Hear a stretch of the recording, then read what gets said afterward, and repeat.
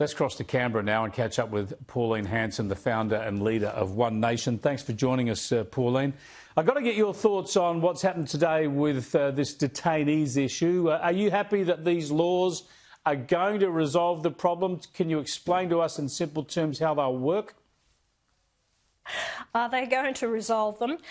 Look, Chris, my opinion is when the High Court brought down their decision about releasing NZYQ, that was for the one plaintiff. It was only him. The government overreacted and thought, well, we better release everyone because we may be up for compensation. So therefore, they let 148 out. Of those 148, as of today, 4 have been arrested for crimes.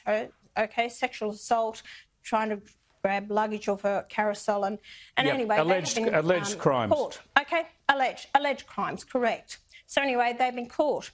Now, the government has passed in the Parliament now that if these people are actually caught, they can actually go back to detention for about 3 years, and it's to be reviewed every 3 years, or if the sentences are actually imposed, could be about a 7-year term. Chris, I think the government has been caught with their pants down, and they keep blaming the government and Peter Dutton for the situation we are in now.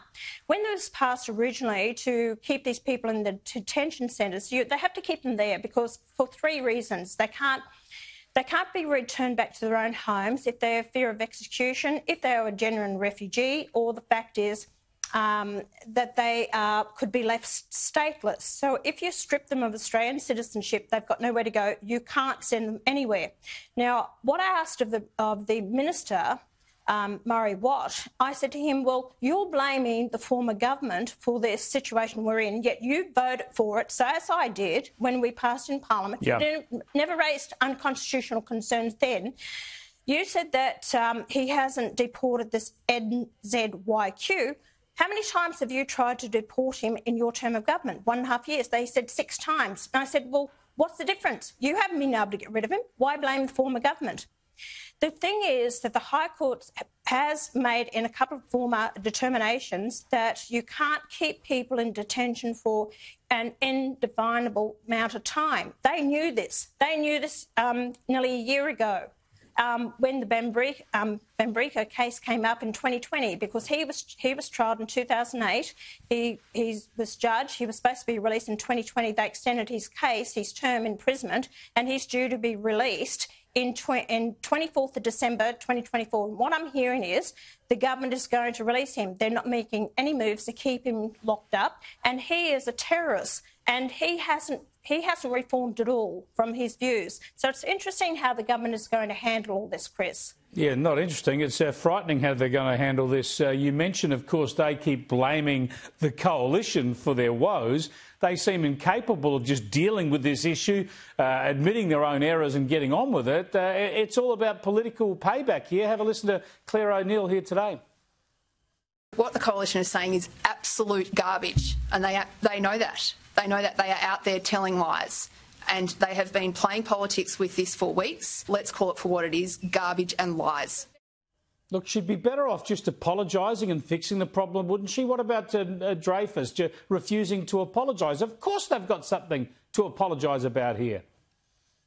That's right. Look, it does my head in, Chris, because I know many Australians, because why don't you just damn well stop passing the buck and blaming each other, get on and do the job so that we can keep these criminals out of our country and stop allowing them in, because a lot of these people came in with the boats were under Rudd. Remember, 2007, 50,000 boats that actually came into Australia. So a lot of people are here because of that. They couldn't do their job.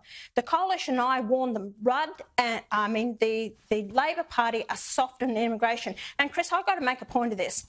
The Greens opposed all this legislation. They want to see these criminals out on our streets. So if the people out there who vote for Greens and you want national security, you want these people off these streets, don't vote Greens. If you think it's all about environmental issues, these are the people that are Marxists. They are not Australian. They don't care about the Australian people. They are lax on these illegals in our country, and they would open up the borders. So what I'll say to the government and the opposition, the government needs to get on with it and stop blaming the other one. You have failed in your duty of care to the Australian people.